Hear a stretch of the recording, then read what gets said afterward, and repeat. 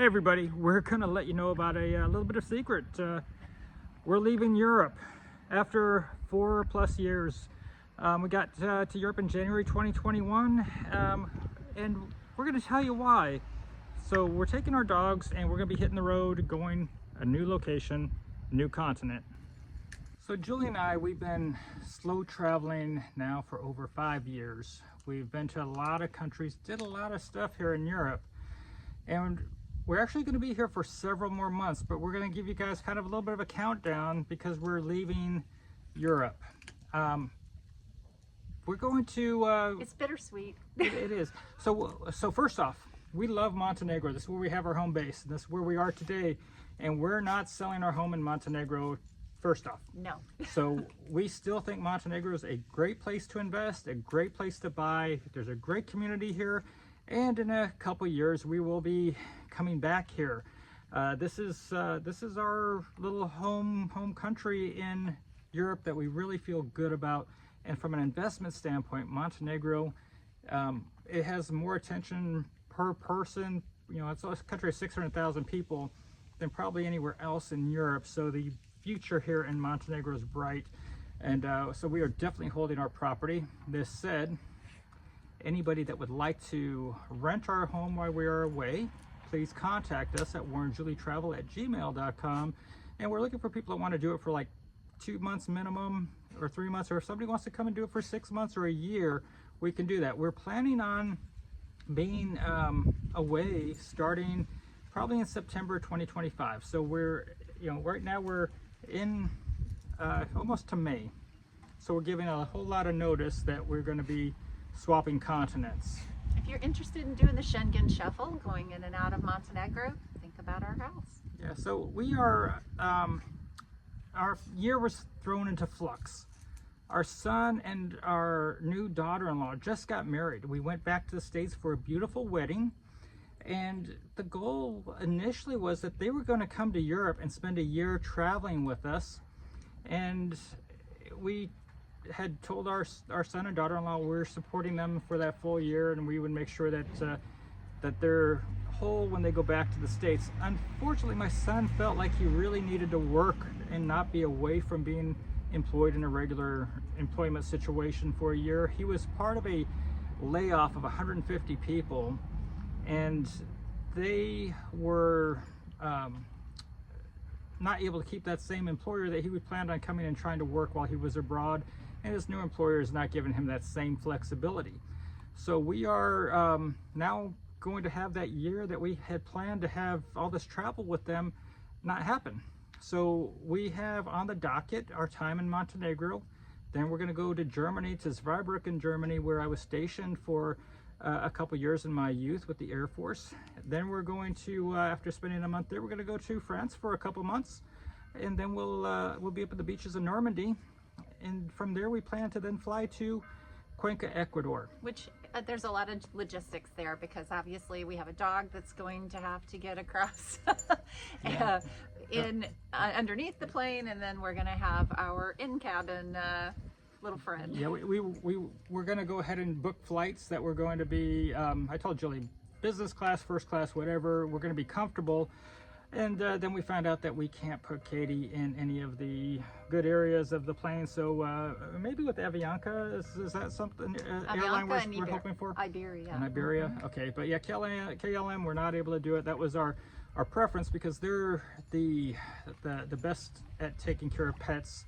As everybody is aware that has a pet, KLM's kind of the airline, and Lufthansa are the best airlines. But going to Ecuador, we're going to have to fly into Quito, Ecuador, and we're going to have a driver that we know from our previous time there meet us. So why Ecuador?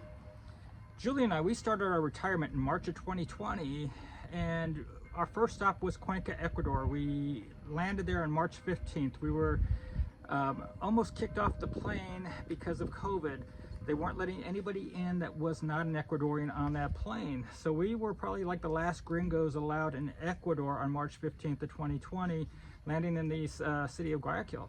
And we ended up going to Cuenca, Ecuador, where we were more or less stuck in the country for 9.5 months. And I say stuck, it was a good place. I mean, we made a lot of good friends, had great adventures. We did the rainforest, we climbed volcanoes, we explored the Andes, we got down to the Pacific, but we had to cancel the rest of the continent. We had planned to go to Machu Picchu. We planned to go to Argentina, and I was going to try to get down to south of Patagonia to Ushuaia and jump down to the South Pole on a hop. We've got the falls. Iguazu. We've got you know, I want to go to Uruguay, Colombia. We've got a lot of places, but we're going to do our slow travel a bit different. Now, we know a lot of people in South America right now, especially in Cuenca, Ecuador, which is the land of eternal spring, and we feel pretty safe in that area. We've been there, but we haven't got to experience Ecuador when you have all the open faces, no masks, and everybody is free to do what they want. So while we spent 9.5 months in Ecuador, it was under a different type of situation. If you look at our old videos, you'll see we were the tourism. We would go somewhere, we were tourism. There was nobody else. But we enjoyed it and we made the most of it. And so we want to go back and relive those adventures, redo some of them. See some fiestas. Yes, real time. But we're going to do our slow travel thing different, because we'll do some traveling throughout Ecuador and do quick visits here and there. But when we go to like Argentina, or we go to Panama, or we go to Brazil or Colombia, we're going to do these visits a bit differently. Where here we spend a month, 2 or 3 in a place, we're going to probably take off from Ecuador for 8 to 10 days and go visit a location, leave the dogs with the dog sitter, and then come back to Ecuador for like 8 or 10 weeks and then take another trip. So it's not going to be the same type of slow travel, but we're going to still be doing our exploring, because when we first retired, we had 2 small dogs. We had a Chihuahua and we had our Chorky, half Chihuahua, half Yorkie, Katie, that we still have. But Gracie, she passed away in Ecuador. She was 15.5. And now with us having the big galoot, Aria, you know, she'd have to be cargo in every country, and it was just too difficult. So we figure we know people that can dog sit for us in Ecuador and Cuenca, and so we'll have the dogs being watched while we take off and we do these shorter adventures. Yep.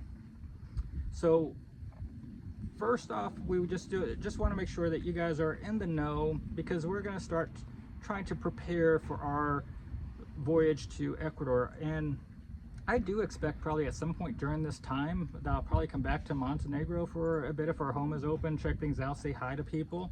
You know, so it's, you know, we're not saying we're not tied to our European life anymore. Matter of fact, we're going to still keep in contact with a lot of our collaborators that we've worked with, all of our attorneys and real estate people, to still provide valid content for the areas so that we can still feed you this information. You know, first off, if you haven't been to Montenegro, please come to Montenegro. This is beautiful country. This is a great place to do your Schengen shuffle. And from the future of Europe standpoint, this is a great place to be investing at this particular moment in time. But we'll be back. We'll be back to Definitely. Montenegro. But Cuenca, Ecuador, from what we understand from our friends that are there and have been there, it's so different than when we were there. It's open, it's vibrant. They're even playing pickleball all the time in places and having whole pickleball leagues or something like this. So I'm going to probably try to learn how to play pickleball and try to get out and you know, spend time with the large expat community there, and you know, just enjoy life. Like I said, leaving Europe is bittersweet, but it's an exciting new chapter. By the way, we're driving around Europe with our car, Abby, which has been a wonderful asset for us, especially having our dogs and going places. And so we currently have a potential lineup for Abby that somebody might want to take over our company from Bulgaria, but there's nothing in stone. So if you have an interest in taking over our company from Bulgaria and having a car to drive around Europe, if you don't have residency, and doing your Schengen shuffle, you know, let us know. We'll be glad to try to set something up there. And we've also have our Facebook group, which surprisingly doubled in size the other day. So while our YouTube viewers have traditionally made up all of our our fans on that page. We had over 7,000 of you. In 48 hours, we boomed up to 14,000. We're about to hit 15,000 new members of our Facebook group. A lot of them just found us through Facebook, so it's kind of weird that we have to reintroduce, or I shouldn't say introduce ourselves through the people on our group there. However, but if you're an expat, you're an adventurer, you're a slow traveler, expat anywhere in the world, and you want to be part of a group of people that are just open-minded and free-spirited and looking for adventure in life, early retirees or retirees, please join our Facebook group. What's it called? Expat Slow Travel Nomad Network. By Warren and Julie. And we want you to join us there. So anyway, we hope you're going to subscribe, give this video a like, and that you're going to join us as we complete our time here in Europe and get ready for our new launch into our new life for a couple years in South America. And if you're interested in our house, let us know. So thank you for joining Julie and I and our two dogs as we've been traveling in Europe for the last 4 years. And for those of you longtime people, back when we did our first year in Ecuador, we're coming back for the redo. I think it might be better this time. Yeah. And if you're in Ecuador right now, say hello down below, and we're looking forward to meeting our old friends and meeting new friends, and just having a great quality life like we know is possible there in Cuenca, Ecuador. So until next time, have a great day, everybody. Bye-bye. Ciao.